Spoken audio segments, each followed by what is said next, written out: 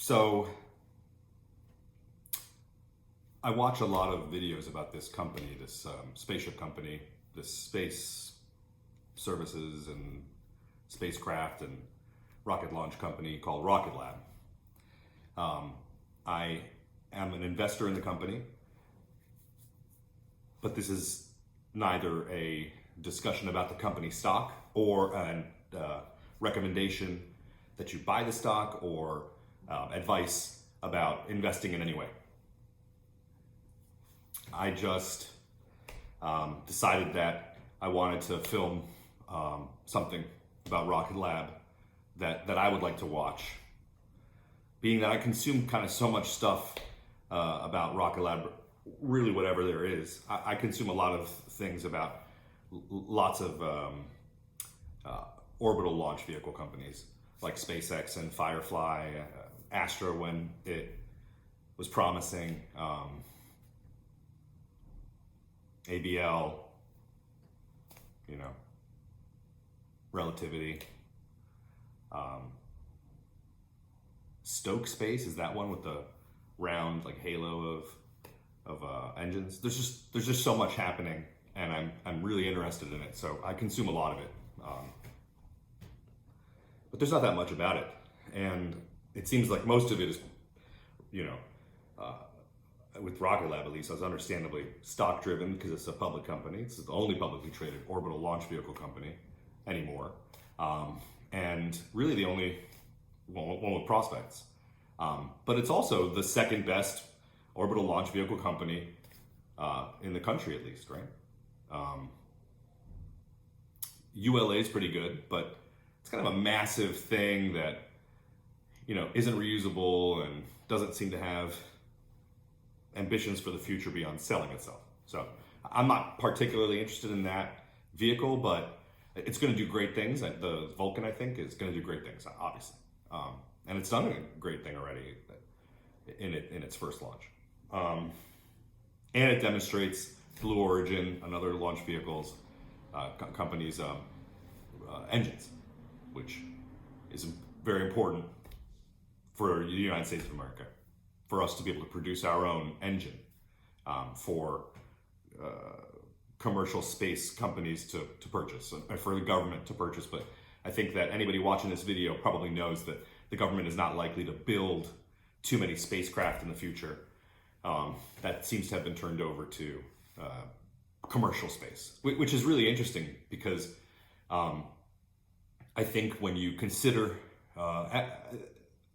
the ambitions to go to the moon, the reasons for the ambitions to go to the moon, who the players are who are ambitious in their efforts to go to the moon, and you start to realize that it's just a bunch of countries and some companies in the United States, that NASA is talking about going to the moon, but the SLS launch vehicle that NASA will use relies on a private company to build it. The Orion spacecraft is Lockheed Martin. They don't build, the United States does not build launch vehicles in-house or I don't think spacecraft in-house.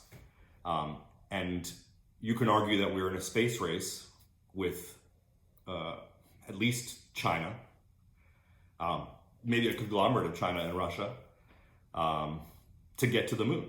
And there are I'm sure, a ton of reasons why, but I'm not a political scientist, though I did major in it in college, and so I do understand the concept of higher ground being a benefit historically in warfare. So the moon is certainly higher ground from Earth, and it's a position that I'm sure every country would love to monopolize if possible.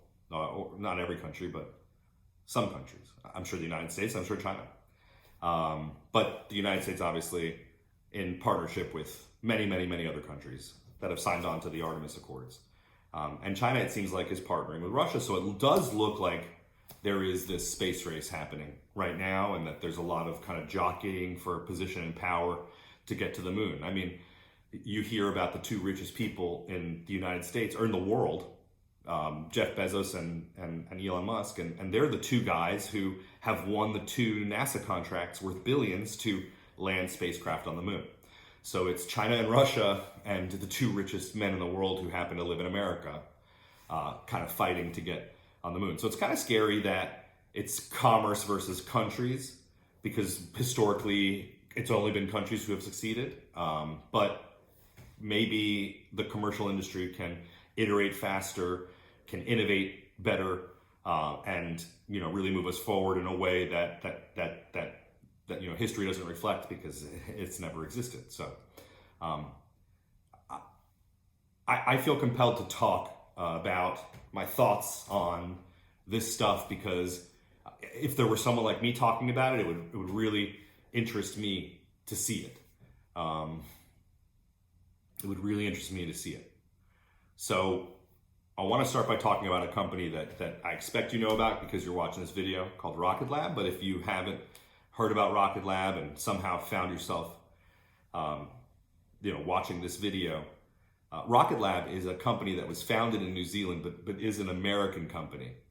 And it is a launch provider who I would say also makes spacecraft and spacecraft components. But I think that the largest part of its business is now the spacecraft and the spacecraft components, which is surprising for somebody who, kind of fell in love with them when they were still a private company, and they, other than some photon use, were really just launching rockets up.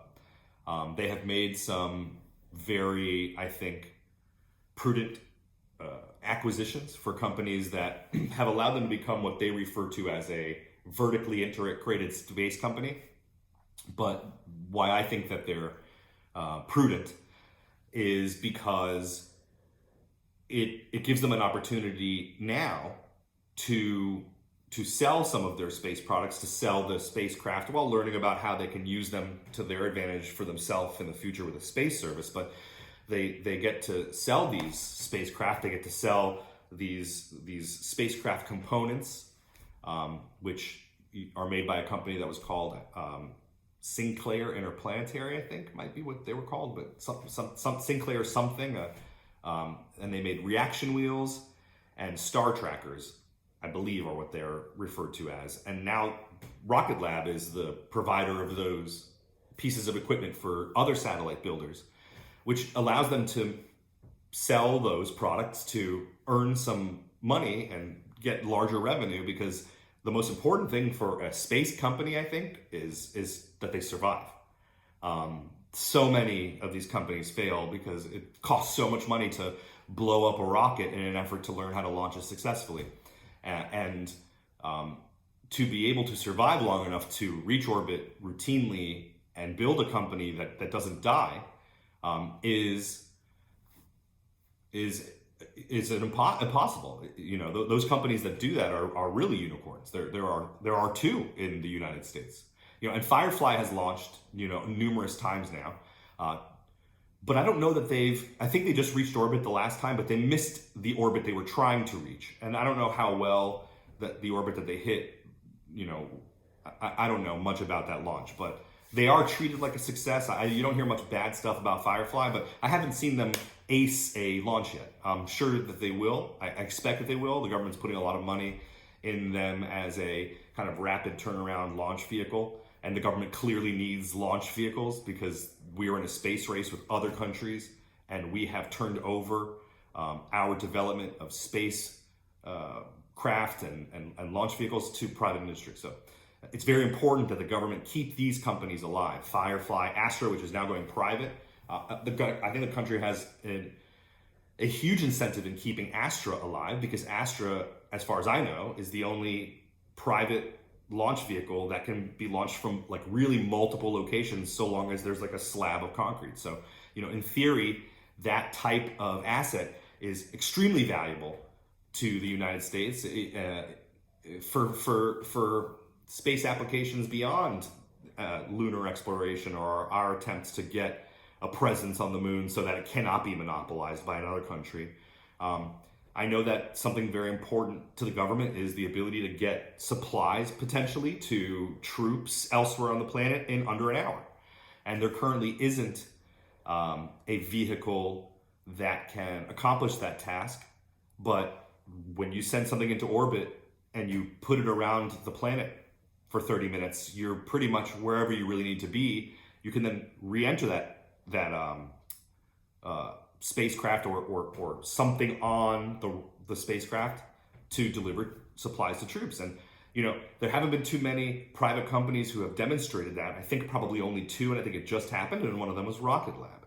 Rocket Lab, in conjunction with Vardis Space, who is a company that manufactures products on orbit, and just tested it on their first mission, Winnebago 1, I think, and succeeded. And Rocket Lab powered that spacecraft, kept it in orbit, and then ultimately sent it back down to Earth on a trajectory to land in the Utah desert, which it did successfully. And so, it's very valuable for the country to be able to get stuff to Rocket Lab in either Virginia or in New Zealand to launch products or supplies that they need to get to anywhere, who knows where. But you got to get the stuff to Virginia or to, to New Zealand and get it all ready. Whereas with these rockets, they can launch from anywhere. And so if these things could be just, the Astra's rockets in theory could have just been put everywhere or can be just sent somewhere quickly. And theoretically, you can stockpile them and have them in places to, you could just have them dispersed in multiple launch locations. This is maybe wild to think of, and it's not going to happen. I expect that Astra is not going to succeed. So it's not going to happen. But in theory, that would have been hugely valuable to the United States. The United States has every interest in developing that, and I think they probably were integral in the development of that company, but it didn't work out. Firefly is, though, looking far more like it's succeeding, even though Astra did reach orbit. Firefly is being relied upon by the government. It's a larger vehicle, much larger than Electron, Rocket Lab's Electron, and larger than Astra's. It's a pretty big vehicle, smaller than the Falcon 9, than SpaceX's, and smaller than whatever Relativity is developing and Blue Origin are developing. But it's flying now, and I think you're going to see it fly a lot more. But again, that is not a reusable rocket. That is a disposable rocket. And while Rocket Lab's Electron is also disposable, they're making great efforts to convert that to a reusable rocket. So it can be recovered from the ocean after a splashdown under a parachute. But it is also a disposable rocket at the moment. So I'll talk more about Rocket Lab on another day. I think this is probably enough. I actually have some work to do, so I'm going to get out of here. But I'll talk a little bit more about all this stuff. But I'm going to talk about Rocket Lab. I think I kind of did not have a clear path here and talked about a bunch of stuff, but I guess it's probably a fine introduction. If you want to stick around in the coming however long, look out for some other videos. I'm going to post some. I'm going to try to talk about Rocket Lab, but it's probably going to devolve into conversations about the space industry in general. So thanks for hanging around, and have a great day. Take care of yourselves, and be nice to somebody today. So it occurred to me that I said something that was inaccurate, and I just want to clarify that I didn't mean to suggest that SpaceX and the Falcon 9 wouldn't be able to put something into orbit, go somewhere else on the planet in 30 minutes or so and deliver that batch of supplies to troops if need be. The issue is that would cost, I don't even know, $50 million or something like that, whatever a Falcon 9 launch costs. So it's not practical. So while that capability exists with the Falcon 9, it's not something the government would ever utilize because it's just too expensive. But with these dedicated small launch providers like Rocket Lab and Astra, were Astra to have survived, this opportunity is practical for the government. Certainly if the launch costs go down, if Electron becomes reusable, for instance, which we'll talk about more in the future, then it will become practical, and it would be a resource for the military, for instance, or for whatever other applications, maybe some sort of humanitarian aid, if it could be limited to 600 pounds or whatever the launch capacity is, the lift capacity is. But I didn't want to suggest that the Falcon 9 couldn't do that. It's just it would make no sense to spend $50 or $60 million to, get supplies somewhere fast. I just wanted to clarify that. Also, it occurred to me that I didn't really say much about why Rocket Lab is unique. And I think that Rocket Lab is unique because of its founder, Peter Beck. I think he's a unique person in the world of commercial space. He's, as ambitious as anybody else, but his background is different. He didn't, go to Harvard or Stanford or any of these schools, and Princeton, and he didn't start as a billionaire from elsewhere. He kind of,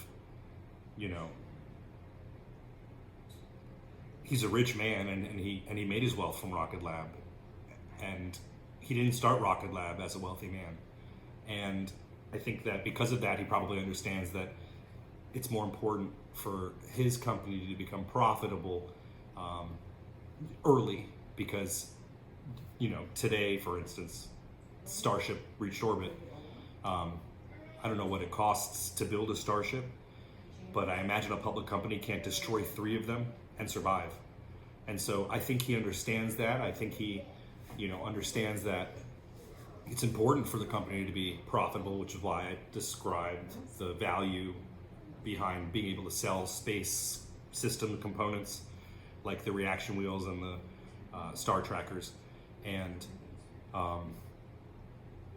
Neutron, for instance, is going to cost a lot of money to develop. And I expect that if I know Peter Beck, I expect that he wants to hit orbit on his first launch, just like I know he, blames people outside Rocket Lab for his failure to reach orbit the first time with the Electron launch. The Electron would have reached orbit, but for, I think, there's some issue with, the communications between government oversight and the rocket, which was not the fault of Rocket Lab. So if I know Peter Beck, I know that he's not going to, fail fast forward. I think he's going to want Neutron to hit orbit the first time he launches it, because he understands the company can't fail. It's a private company. It's a public company. It went public during a time when borrowing money cost nothing, and there was this huge SPAC boom, and for it to be successful after that SPAC boom is unique in and of itself, but to be successful as a space launch company is also unique in and of itself. So I'll talk more about Rocket Lab in the future, but I wanted to clarify that I didn't mean that SpaceX and the Falcon 9 cannot deliver things around the planet. It's just not cost effective, and I wanted to just explain a little bit about why I'm intrigued with Rocket Lab. It's not just Rocket Lab, it's the founder, Peter Beck. I think he's a really important person to the planet in 2024. And I think that when we start seeing the Neutron rocket take to the skies, which it may in 2024, it may not. I know that people who are invested in the stock and are looking at how to profit off of this company are desperate for it to launch in 2024 because of these government contracts that it'll become eligible for. But I don't think that's as important as it being done correctly, as Neutron succeeding. And I'm sure that Peter Beck knows that, which is why Peter Beck doesn't say outlandish things like Elon Musk says. For instance, Peter Beck's not talking about, timelines that are fake or timelines that are impossible to reach in an effort to drum up excitement. He's very conservative because it's more important to him, I think, to execute than puff up his company. So I just wanted to clear those two things up, and I'll say a lot more stuff in the future, but